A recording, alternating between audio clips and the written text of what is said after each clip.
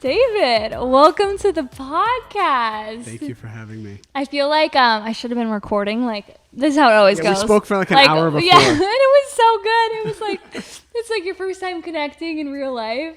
100%. And then there's just so much because you have so much amazing content online, and we're going to dive into your whole journey. But it's like so awesome to like hear it all the past 40 minutes, guys. Now I got to go rewind. Right. So David, thank you for being here. Thank you for coming on the podcast. Thank you. Welcome to the show. Thank you for having me. So to kick things off, it's like a loaded way we start. I always get the guests to give us a little bit of a background on you, like share into the abundant human that you are and the work that you're doing with your brands, because you got a lot going on.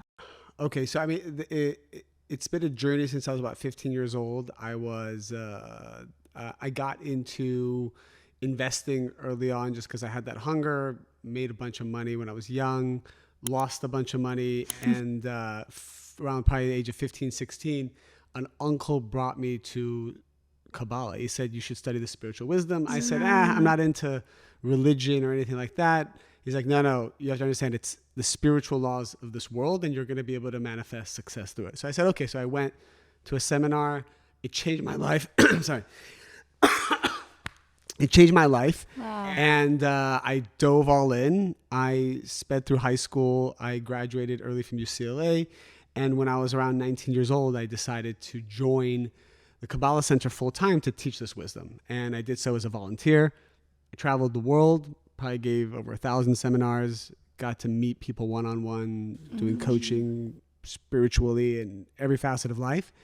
And then when I was 29, I met Mary Ruth. We got married, and about a year later, we started the brand called Mary Ruth Organics. And so we started off as a niche little liquid vitamin brand on Amazon.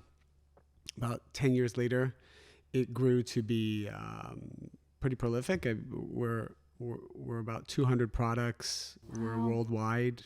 We are the largest vitamin seller on Amazon. Actually, most people don't know that. We're the largest liquid vitamin brand in the nation. We're number one in kids, infant, and toddler. We have about 160 employees. We're fully remote. And I think it's safe to say that everything that I learned on the spiritual path of Kabbalah and that I learned vicariously through the people I met, we implemented in building the brand of Mary Ruth as well. Wow. It's so many things to unwrap there. Yeah, there's so much. There's so much. And like that journey too, there's so much success and just beautiful things have unfolded in such a short time, which is crazy. Correct. With doing all these things, what's your purpose and your why? Like what drives you? Because we're going to unwrap the nitty gritty of things, but I'm sure like to have both those huge areas, you need to have a lot of energy every single day to bring to life. Yeah. So what I feel I was lucky in receiving was that I found a spiritual path that gave me a spiritual system of how to deal with challenges early on in life. And then I also got to see all the mistakes everybody was making because they came to me, they opened up their lives intimately to me, like every kind of personality you can imagine, from even like I remember a member of the mafia wanting to study Kabbalah because he was looking for peace of mind from all the guilt and shame and things that he had done. And I mean, the worst things you can imagine. And I got to hear these stories. I got to hear stories of people who created tremendous success and then lost it, or people who had gone through death, or people who been exposed to addiction or whatnot. So as I learned all that, it gave me a foundation of what to do and not to do in my own life as we built a brand. Because with that brand came thousands of challenges, a lot of roadblocks, a lot of success, which then has the potential for a big downfall as well. So I think while a lot of my friends, a lot of people I know, they build these great brands, they have these great exits, and then there's a spiritual void that they go look for. So I think for me, it was really helpful having that in the first 10 years of my life. Yeah, that's so profound, especially at that age. Why do you think people like feel a void? Like, what can someone do to not have that void come up? Like feeling empty or not knowing like what their purpose is, because you had that like so clear from a young age and it just was so evident in your life. Right. So if you have to put it in a structure, Kabbalah explains that there's 4 levels of desire. And every person in this world follows these 4 levels, and they're seeking to fulfill these 4 levels. So the first is just the basic need to survive. If a person is running for his life, he's not thinking about his relationships. He's not thinking about what restaurant he's going to eat at that weekend. He's just thinking about, how do I survive this moment? So that's a basic level of desire. Some people in this world are always just dealing with that first level. The second level is the pleasures of the body. There's things that we want for our own pleasure. There's attraction, there's lust, there's love, there's food and entertainment, there's travel. So these are all things that we seek to fulfill. Then there's a higher level than that. You see, once people have the first 2, they're seeking this third level. This third level is power and knowledge. And so you see people who maybe are wealthy, then they want to run for office. They want to be in a position. You see a lot of wealthy people all of a sudden open up a restaurant because there's something powerful about, this is my restaurant. I bring people to it. I have access to different crowds of people. But what's interesting is, even as they reach this third level, there's an emptiness. It's not enough. So the Kabbalists explain the higher level is the level of what the soul craves to connect to what's called the light of the Creator. There's this endless force of energy in this world behind everything. It is a positive energy. It is a good energy that creates miracles. And what the soul is really looking for is that. But what's happening is, because it cannot find that, or it doesn't know how to connect with this endless light of the Creator, it's finding little bits of sampling light in all the physical things in this world. So what the Kabbalists explain is, if you actually aim for the 4th level, if you actually aim to bind your soul to this universal energy, which we all are meant to do, it's our birthright, we came to this world to do that, you get all 4 levels. So all the other things that you're looking for in your life start to come to you instead of you chasing it. What are things people could do daily to kind of connect with that level and even have almost the realizations too, or the awareness? Well, you said something powerful when we were talking earlier, because you're even realizing it yourself in talking with people. Everyone that I talk to intrinsically has this feeling of this higher power. Like, everybody wants to connect to their Creator. They don't know how to do it. They don't know how to put it in words. And as a result, they just kind of try to access it by being successful, or looking for love, or looking for a relationship that feeds them. So everyone I talk to, especially when I have these conversations, people right away, they hear it and they're like, yes, that is exactly what I want. The first step is to realize that it exists. So you have the ability to connect to this realm of energy. It's available all the time, and you have the free will to connect to it. We were born disconnected from it so that we can earn a connection to it. Because you do not appreciate what you do not choose. You do not appreciate what you do not earn. So our soul literally came to this world and said, I don't want to be born with my soulmate. I don't want to be born knowing my purpose. I want to enter a family situation that is maybe toxic or confusing, or I want to be born to parents who get divorced. I want to enter a world where it is dark so that I can make my own connection to that light force. And unfortunately, most people don't have the roadmap. Nobody teaches this in school. But Kabbalah kind of explains the whole spiritual system of how to make that connection. That's so profound. So it also brings you, if you're open to doing the work and like leaning into learning, it gives you hope and faith, right? To know that like what you're going through is serving you, and like you're on this path or with this family or with this partner because you have the blessing of like getting out of it. Correct. And it's like such a perspective shift. 100%. How would you recommend someone can work on rewiring that internal programming to like understand what they're capable of and then have the courage to take action? So one of the concepts that I talk about a lot, both in the business world or in our spiritual classes, is this idea that every soul came to this world with something that it needs to correct. And there's many aspects to this correction. Kabbalah calls it tikkun, the correction of the soul. And these are usually negative traits, fears, stuff that we brought from past lives. And as a result, what the soul is doing is the soul is choosing relationships, choosing family, choosing, like we choose our parents because we believe that these are the best parents, even if they're toxic parents, to awaken that which is in my soul that I need to change. So the traumas that people have in their lives has less to do with the fact that, oh, as a child, this happened to me, so I have these fears. These fears existed in your soul before you even came into this world, and you attracted people who would awaken the fears that are already inside of you, right?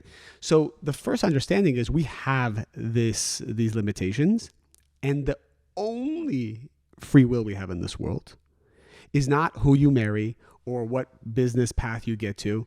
What my teachers taught me is if you work on transforming this spiritual baggage that you came to the world with, the creator will then show you the right relationships for you. You shift to a new destiny, the right business opportunities. And if you think about even like how we built Mary Roots, we never even thought about starting a vitamin company.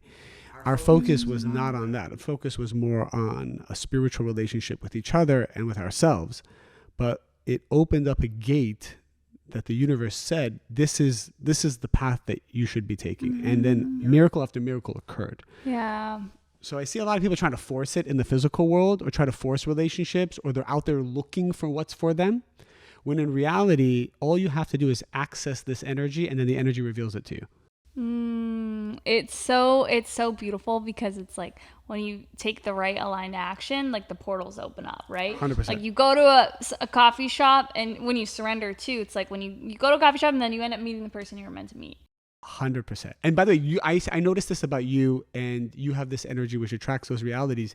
Technically, we should be seeing those coincidences or those miracles several times a day. I mean, truthfully, we should be seeing it every 5 minutes if a person's really connected.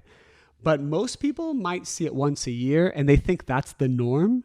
The actual norm is to see, wow, I can't believe that just happened once an hour.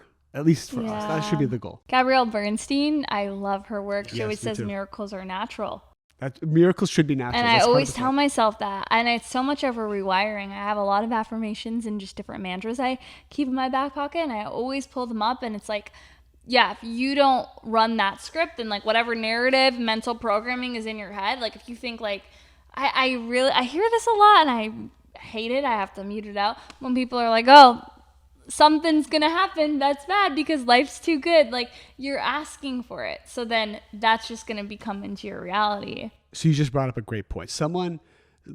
The garbage that we bring from past lives, what they end up causing are these limited belief systems and what I like to call competing belief systems. So for example, I meet a lot of men or women who say, I want to grow or scale my company. So let's give an example. Let's say there's this man, he has 10 employees and he makes maybe $1 million a year. And he says, hey, I want to grow my company and make $5 million. And he's telling me that, he's telling everybody that, he's hiring a business coach, he's going to all these workshops and events. But years go by and he's stuck. He can't raise money. He can't scale the brand. What's going on? Technically, what's happening is if the gates aren't open for him, if he's not making that revenue that he wants, it's because he has another desire that is hidden inside of him that desires and craves for the brand not to grow. Yeah. So I would ask him the question, what part of you doesn't want to be successful? First, everybody's defensive and they say, but then you get deeper and I say, do you like having employees? Oh, I hate having employees. Why? Because they're all a headache and they're unreliable. And especially here in California, it's this, that, and the other thing. So I would say to them, I say, do you realize what you just said? You subconsciously are hoping the company doesn't grow so you don't have to deal with 20, 30 staff members. A lot of people who are in their 30s who are single, they're telling everybody they want to be in a loving long-term relationship. Yeah. But they're also not honest with the fact that they love being single. They love, think about it, you come to your apartment, it's just you, nobody tells you what to do. You don't have to deal with kids stealing your time, energy, your body, your hormones can stay balanced. all of these things. So subconsciously, we're like, I don't want to meet a man. Yeah. Or I want to meet an unavailable man because that will fulfill my need for energy, but at least I know I won't have to be committed to it. And then I'm still complaining to all my friends that he's unavailable. So part of our job is to help people understand all the desires and belief systems they have and show how they're competing with each other. Wow. So what is the right question? We're so big on like journaling. I'm on all my solos. I'm like, create space for yourself. Because like that's when for me, all my realizations come when I create space, and I'm like, okay, like for example, like I like go to New York a lot for when I'm there for work, and when I'm there, I move a mile a minute. There's something every hour of the day, and I thrive off of that. But then I come back to LA and I have a lot more space, and I'm just like, let's love on this space. Like, what is coming up for you? Let's sit with it. Because I feel like sometimes for me, it's like when I'm there, I'm like so go. You lose that, like, you just, sometimes I check in, but like sometimes you could just be running on autopilot, and you can be doing that anywhere. And that's when we can be playing other people's narratives, you know, like maybe in a relationship that's not serving us, doing the same things every day that's self-sabotaging our success. So like, what are some powerful questions maybe someone can ask themselves and sit with? And then hopefully they can end up working with you or like looking at all your content and getting everything that they can digest. But if they're alone, you know, and they just want to start doing this inner work. You just said something extremely powerful, and it's a spiritual concept that I think you've now seen works for you, which is, I taught this in one of my prosperity seminars, that one of the things I realized is that at least 20% of my time needs to always stay free. So you have to audit your life every week, every month, and ask yourself, what's my schedule like? And if you're at 100% capacity, if you're burning the candle at both ends, the problem with that is you will subconsciously never want to grow or be more successful because you're overwhelmed. I recognize that sometimes when I have an executive who's overwhelmed, well, what are they thinking about when they go home?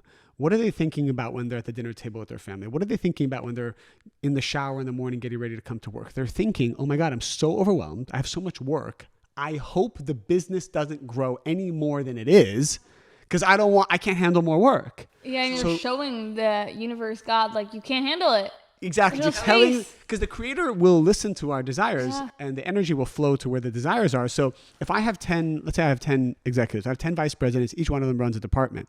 My job spiritually as their boss, as a spiritual boss, is to find out which one is burning out, because that means that subconsciously they're telling the universe, no more business, do not grow this brand. And this is why having certain talent is so powerful. You know, people pay hundreds of millions of dollars to CEOs to run companies. These CEOs aren't any more talented than the executives under them or the engineers who are actually making the product. So why are you paying $100 million a year to this one person? And it is because their consciousness, their ability to tap into energy on behalf of the whole company is endless. It's unlimited. You think of people like Elon Musk. He thinks it is easy to do what we all think is impossible. And because he believes it's easy and he has certainty in it, he attracts the right wisdom, the right engineers, the right team, the right wisdom that was never even been revealed before. And that's why you pay this man billions of dollars a year to run whatever company. Any company you give to him, he will scale to infinity because he has no limited beliefs or competing beliefs the way maybe we do. So it is just so important to kind of look at, like, here's something else I notice about having the free time. As soon as you realize you don't have any free time, you have to delegate. That's when you have to hire more people. You have to offload tasks. It's very hard for entrepreneurs to let go of control. They think they can do everything better. This is also a limited belief. There's fear there. This is the baggage that you brought from a past life. But here's something interesting that you said. You are in your late 20s, right? You are an Aries. You are very good at what you do. I see that you thrive off of having freedom. Like, if you have freedom, you can manifest. And you also say, like, I need to have you can grind, but you also need free time to be creative and listen to the universe, right? So for every positive quality, there could always be a negative that attaches itself to it. So the fear here could be, let's say you meet an amazing partner, that a romantic partner that's like a soulmate. You may, I want to say you, but a person may feel like, oh, I might lose my freedom here. I might not have any more free time. This person is not going to take any remaining space that I had. And so there could be a subconscious push away. So I share that with our audience because we all have to just be very cognizant of our different desires that we have and how some of these desires could be good for maybe scaling a business, but could be very detrimental to having a loving relationship. So true. It's so crazy too with like even the relationship piece of like, I learned this before, like when I was like, oh, I'm going to be open to dating, and then I wasn't creating any space. Like there's no room for a date to come into that calendar. Like there's no, it just doesn't. I got a yoga class in the evening. I got this. I got a habit stack here. Beautifully said. Beautifully said. So it's like, but you know, it's so crazy too. It's like being so honest with yourself. Like lately, well, I've been really trying to sit with myself and be honest. Like, I'm like, why do you want to do this? Like, what are you trying to run? Do what exactly? Like, for example, if I have like last year, for example, I thought LA wasn't where I wanted to live. So I was like, I need to leave. I need to go I went to New York for the whole summer, and I was like, this is where I'm going to be happy. And I went there, and I was just the same things. I was in a different spot, like personal growth wise back last year. And I was in the same mental space, just in a different environment. And it was actually worse because it wasn't even like my home base. It was in like humid New York in the summer, and like half the city's not there in the weekends. It's like, now I'm just like, what are you running from always? And also it's just like it's not always fun to do, but it's like put the flashlight back on yourself when someone treats you wrong. Like even with like hiring or clients, if someone... What's an example of someone or something that has hurt you or wronged you? Lately, for me, with work, because I've attached my identity to my work since I was 21. And since when I turned 28, it was like, and also in LA, everyone's like, when you turn 28, you're going to have a spiritual awakening. Well, let me just say, they're not wrong, because all of a sudden when I was 28, like I just started questioning a lot about my identity. And I'm not my work. I like to work. I do like to hustle, but I'm like not just an entrepreneur. I'm not just a hustler. I'm not just the girl who's like in this industry who likes to do this. Like I have hobbies. And it's like been such a new experience of like rewriting my own script and identity, and then also putting in boundaries. So I think that was a big thing for me recently that I've been and still navigating through. I'm such a people pleaser, and I've always been the yes person to everyone, especially people that I look up to and I want to please, like clients especially. And for me, having a boundary and maybe not responding to certain people, it's been hard for me, like so hard. Like for example, today, right? I have Coffee and a Good Vibe is something I feel it's not my full time. Like it's something I do for fun. I love it. And it's now been growing into another business. But when I have I treat it like an empire. So that's the other thing. It's like, I'm treating this like it's a bit like when I show up for it, when I prep for it, how I make any brand integrate with this brand. I treat it like we are at 5 million downloads an episode. I have a set routine of like, with clients and like my emails, and me not being on my like agency life right now, I'm like, it's a boundary. Like I'm gonna get to I'll be online at like noon on Friday for my work, and it's like the old me would be so like triggered, like, did I make you upset that I didn't respond to your text in this time? Because I managed a lot of it's on text. But the boundary piece has been great, because I'm learning, like, as you set boundaries from a loving place, people have more respect for you. And if they don't, then I have to be okay with that they're... I love that.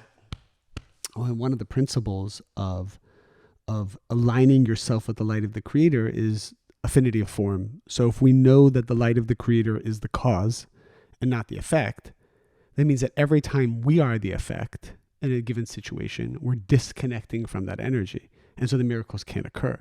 So what you said is so powerful. You basically said, I set boundaries whenever I feel I'm the effect.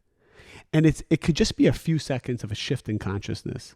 Because what we learn is every time you're having a challenging situation, every time pain comes and the lack comes and the fear comes, every single one of us wants to run to instant gratification.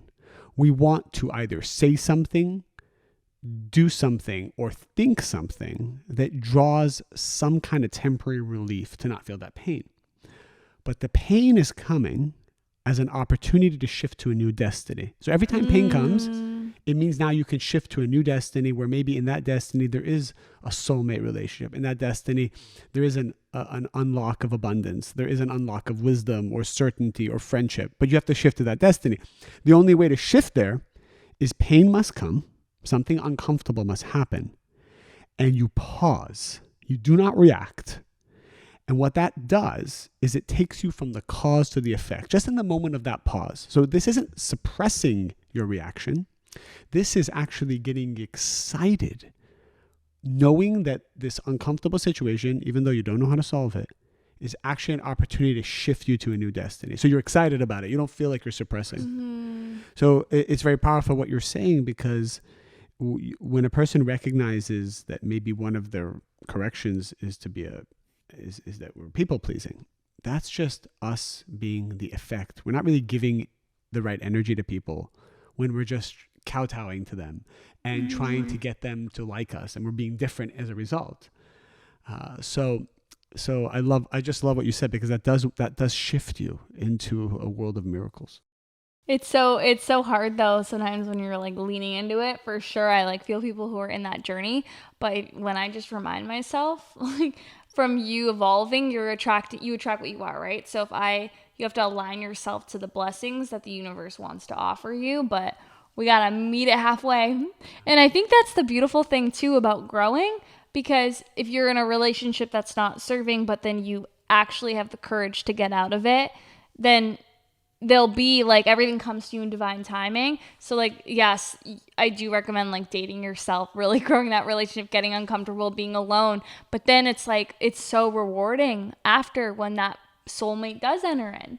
And I think you have to just that's why this kind of content to me, it's everything. Because if you only like knew what could be your reality, then you would be more patient. You would honor the timeline. 100%. You wouldn't be so mean to yourself, and you wouldn't like also settle for anything less. 100%. Here's another powerful concept. Science backs this too. It's a spiritual concept. Time is an illusion, meaning that the past, present, and future all are happening at the same time. Time is just from our perspective. So if the future is actually happening now, and this is why the Power of Now by Eckhart Tolle it blew up when it did, because it's double downing on this one spiritual concept. If the future is happening at this exact moment, then all I need to do is be 100% present and aware how to access that world of miracles, the light of the Creator, how to act like the light at this exact moment. And what the negative side tries to do, because we're all born with a negative side, the opponent, this force, this energy that is actually helping us earn the light. It's there as an opponent. It's not a bad thing. It's there to challenge us every step of the way. What his job is to diffuse our energy, to worry about the past, to stress out about the future, and to not be conscious of whatever our goals are. So usually when I talk to people in coaching, it takes me about 30 seconds to realize that they don't have a goal. When I ask them, what do you want? They're going in circles. They're saying they want a little bit of this, they want that, and they have this vertical. There's so many things that they're saying. But what are you actually trying to manifest? Because the universe is confused. If I'm confused, the universe is confused. And that should be a benchmark for all of us. If we cannot explain in 30 seconds what we are trying to manifest, even if it's a stupid goal, just be clear. The universe does not know how to send the appropriate forces and reinforcements to help you. I love that. I was about to ask you, like, how specific do you want people to get? Like, I feel like that's such a good answer with like 30 seconds really explaining it, because a lot of people, like, they can't. When you ask them that question, they probably couldn't. And it's because they haven't, like, actually sat with themselves and gotten clear with what their desires are. Correct. Like you said something powerful. You said like 5 million downloads for your podcast, right? And as I hear that, I see that your mentality is you will not stop till you get there. So that's very powerful. So the free will here is not that this is going to happen, and it's going to happen because you when you have a desire for something, it means that the fulfillment of the desire already exists, causing you to want it. You will never want something unless its potential actually is existing, waiting for you.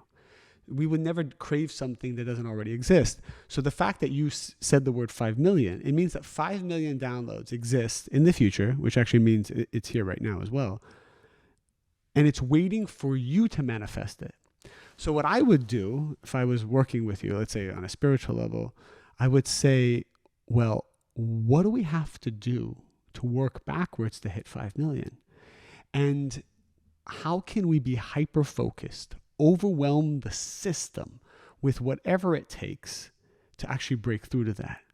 And one of the things that I share is that when I believe, let's say there's this product here, so let's say I come out with this new product, and I want that this product will generate 100 million of revenue this year. Let's say that's the number I come up with. I have to work backwards and ask myself, well, what does it take for this to make 100 million of revenue? Well, if I'm selling it for $50, I need what is that? I need 2 million people to buy this product to generate 100 million. Okay, so how do I get 2 million people to buy it? How do I access 2 million people? And what is it going to cost me to get just one person to buy it? And then I start working backwards. And then what I would do is I would go for a walk, and I would talk out to the universe. I would talk to the creator, and I would say, I actually demand that you reveal to me immediately who are the people I need to meet. What are the marketing plans I need to put together? And I will start to bombard the system, both spiritually and physically, and go all in until the answers are revealed, until the right people come to me, until the right ideas come to me, until a vision of the marketing campaign comes to me. All of a sudden, when you do that, when you throw all this physical and spiritual energy into a project, and this happened to us once. We had an influencer who took one of our products, and it did something magical to her hair. It did something crazy. It was like her gray hair turned black. So she showed a photo of her hair. It was like half gray, half black, and she said, "Wow, this product helped me, whatever." And it got like 50 million views right away. And then so that product we were working on, even though I was working over here, we had put so much energy into it, so much focus, so much prayer, so much asking and drawing, that it manifested another miracle, on TikTok of someone experiencing that. So the other lesson here is you put so much energy into something with a lot of certainty and a lot of prayer and a lot of asking, and you're very diligent with it. And even if it doesn't manifest that way, it manifests a different way. And somehow the unlock happens. And my mentality is you have to attack it and bombard it until it breaks open, until the universe, you're suffocating the system. I say you're forcing the universe to give you what it is that you're looking for.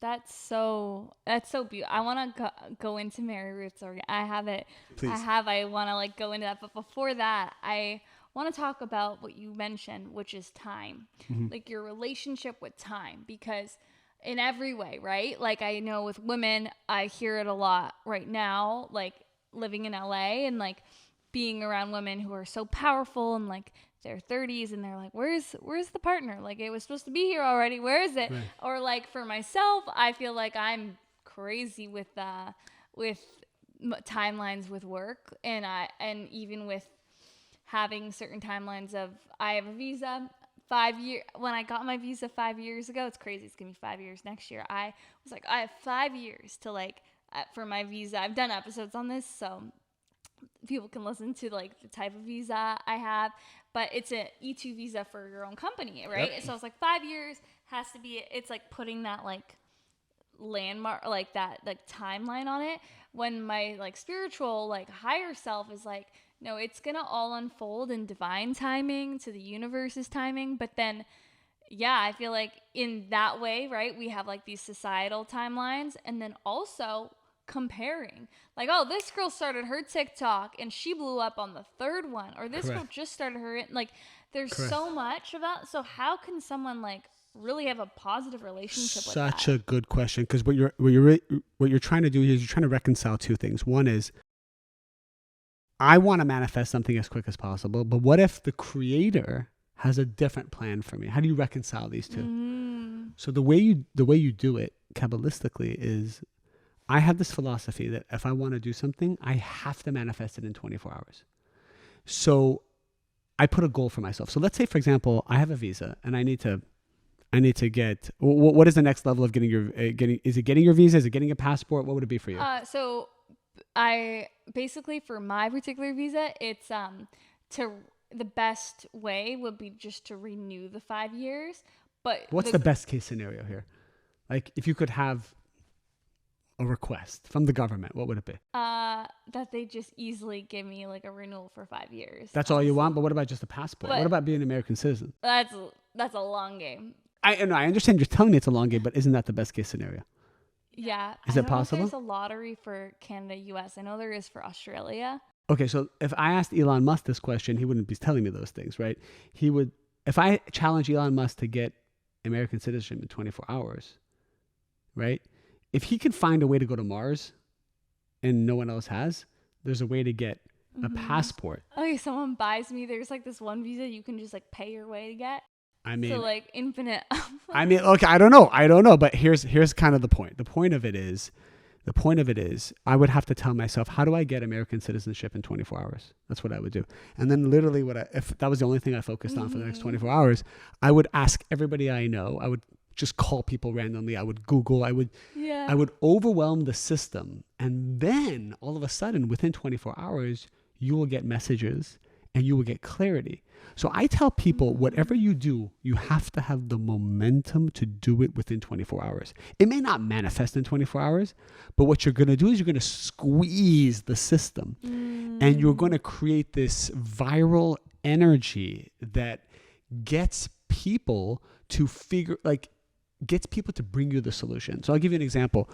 I remember one time Mary Ruth told me, we have 50 people on our customer service team. So we really invest in customer service, but we didn't have a good leader for customer service. So she's like, I want to find the best person in the world to lead our customer service team, and that's going to trickle down to the customers. I said, fine, give me 24 hours. And I was flying that day on a plane. So what I did is I just Googled, this is where I start. I just Googled best customer service companies in the world. Then I saw US Newsweek, top 10 customer service companies in the nation. I said, great. What were they? I went through them. There's all the big name brands. I think the second one was like Neiman Marcus. So what I did is I went to LinkedIn and I wrote up a script of, I'm looking for a certain type of person, and I got them all excited about the brand, and I sent it to the top person, the second, and the third people in the customer service departments of all those top 10 companies in US Newsweek. I shot off about 40 to 50 messages in the first hour that I was on the plane. I just went one by one. By the time I landed, I had 2 to 3 responses of people saying they were interested. Wow. I said, I have to make this hire right away. Can you interview me in the next 2 hours? My own HR team doesn't even know I'm doing this. So I get their resume. I get on a phone with them. I have a 10 to 15 minute call with them. I like their energy. I think they'd be good for the job. They're willing to make a transition. I pass them off to the HR. They make an offer within another day, and then within 72 hours, the whole thing is closed. But my point is, when I want to manifest something, I have to throw everything at it. So the 50 LinkedIn messages, doing it right away, taking the call right away, just push. Now, what if it doesn't happen? What if you did all that work and it doesn't happen? Then you must let go and say, that's exactly the way the creator wanted it. Yeah, that's what I always tell myself in other ways. Like with moving, I wanted to move a couple months ago. And it didn't happen. It didn't happen. So I was like, I'm not meant to. I trust that. I'm going to look. I'm going to continue looking every single day. My little Zillow routine. Like, I'm going to keep looking, but it'll find me in the divine timing when I'm meant to move. Talking to you for the last 2 hours, I noticed you don't create a space for guilt or feeling bad about your decisions. You don't let it linger or let it drag you down. If I do, I'm like, I was meant to have that. Well, so my point is, even if you do, you're choosing to feel that way as opposed to letting that feeling control you, which is a very powerful thing. It's all conscious. Yeah. It takes work, but I just been trusting that. Yeah, you're realizing it doesn't serve you. And sometimes we need to feel pain, but you're saying that you're even choosing to feel that pain because there's a process you need to go through. Mm-hmm. My dad got really sick and he's my best friend. So like going through that whole journey, I feel like was such a big, like now, luckily he's like still okay. I was like telling my mom, I was like, it brought our family core unit even closer than we ever, like we're all best friends, brought us even closer. My dad's the most positive person through going through such an intense like chemo journey. And it's like there's so many blessings out of something that's so horrific, like some of the things that like the complications, but I think it's just like everything's like how we view it, you know? And yeah, it's so easy to just like be so miserable through those things, or you can be like trusting in it. It's helped me so much, even with just the thing like yesterday. I was like thinking through the visa stuff. I was like, if I'm meant to be in the States, the universe will make it happen. Think about even as you're talking, if someone heard you speak this way, it will make them happy. It will lift them up. I'm sure people around you aren't saying, ugh, you're such a drain. They're motivated by you. Yeah, but I don't keep around anyone who's like not like that. Well, that's my point, because what you're doing is you're creating an ecosystem of people with positive consciousness. And positive consciousness by definition is really something painful happens, but you see that it is for the good. You have certainty that this is for the good. It will be good, even though you don't understand it. It's certainty above logic. Yeah. Right? I always tell myself, I'm like, okay, you don't have to understand this right now. You don't have to understand this right now. I'm just like, it's fine. It's serving you. And it's like you do that for years and years and years, and it ends up becoming your default. The Kabbalists say that when nothing makes sense, everything is ambiguous, and you're in the greatest confusion, this is actually when the greatest miracle can be revealed. And everyone's trying to rush through the confusion, as opposed to when it feels horrible and none of it makes sense. You sit in it and you say, I was waiting for this moment my entire life. And take it one step further. I don't even want the confusion to end, because this is exactly how the Creator wanted it to be. When you achieve that consciousness, then you've shifted and transformed the energy. You've shifted to a new destiny. And that's when the miracle occurs. That's the beautiful thing, right? I always tell myself too when I'm working through it, I'm like, well, the faster you work through this, like what you said, the miracle can occur. And it's just like, if you work through this and you realize it and you don't suppress it or resent it or make yourself busy all the time, then you can actually move closer to the miracles. Your whole life seems like it's one miracle after the next, which is your birthright. It's abundance is your birthright. I always say that. Because with Mary Ruth, I there's so much there, and I know I'll just go specific with certain things with it, but with the success, and I know you manifested everything. You've achieved so much success without any outside investment, right. And you guys have achieved that success like all organically. Yeah. What do you attribute that to? And for someone listening, for their own venture, their own brand, how they can just, and it could be like what we've been talking about with manifestation, but like, what would you say? So I've spoken to a lot of founders about this topic, and everyone's all about money.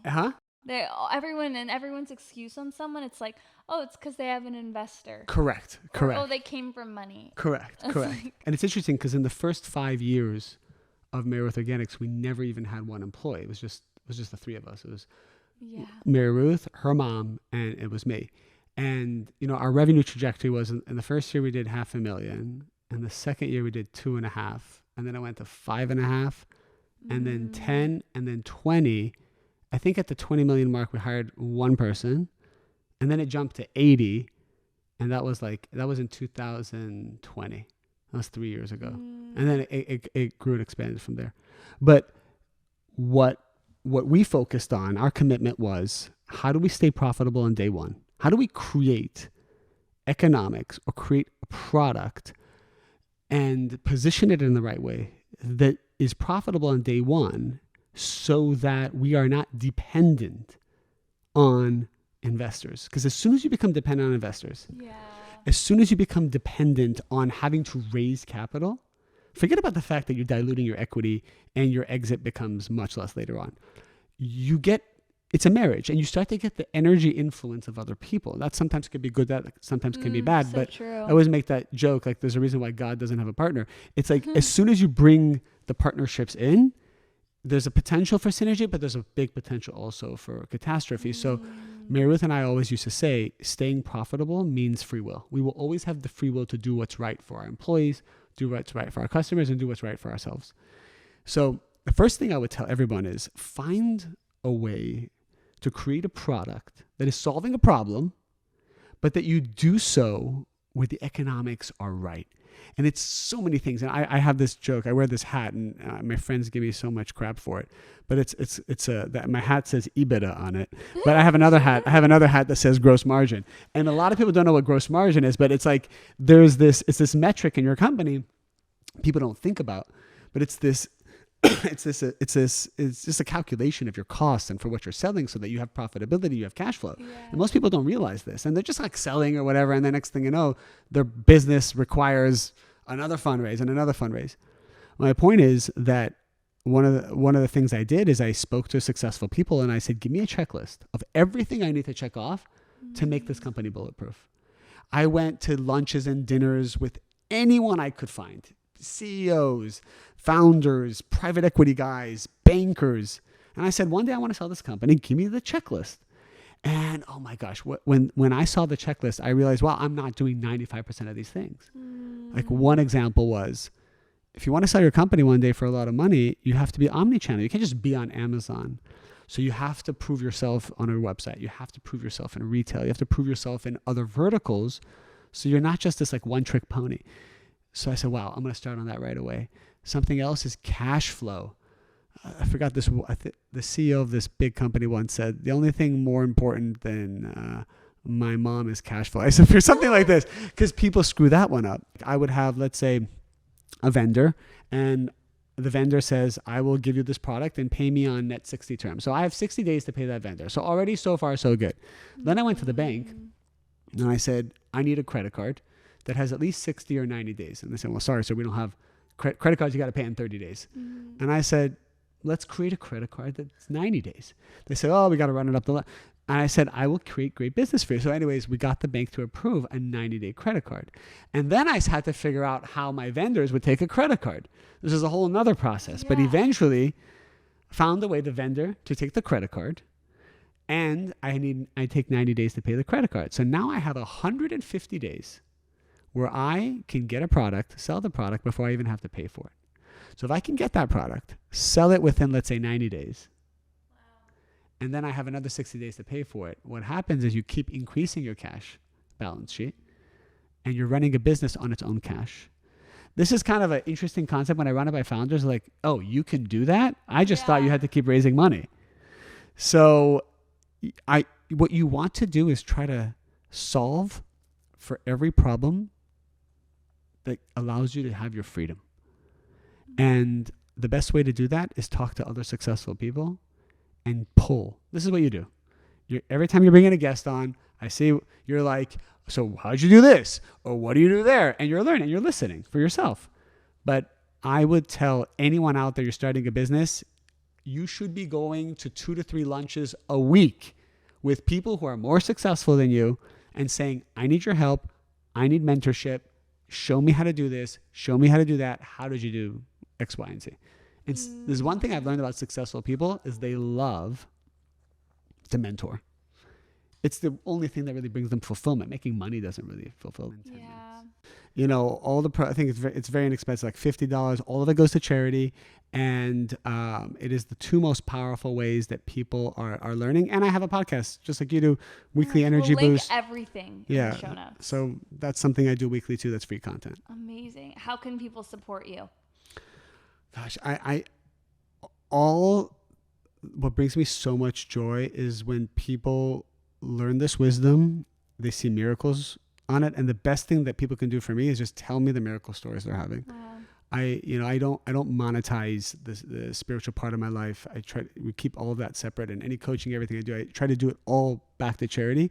So what means a lot to me is seeing people from all around the world. We have millions of people like learning this wisdom, seeing miracles. Let me know about your miracles. Message me, because it helps me understand the audience better, what they need, and just to create more powerful content for them.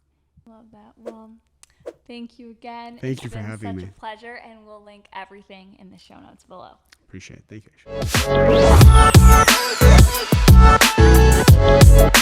you.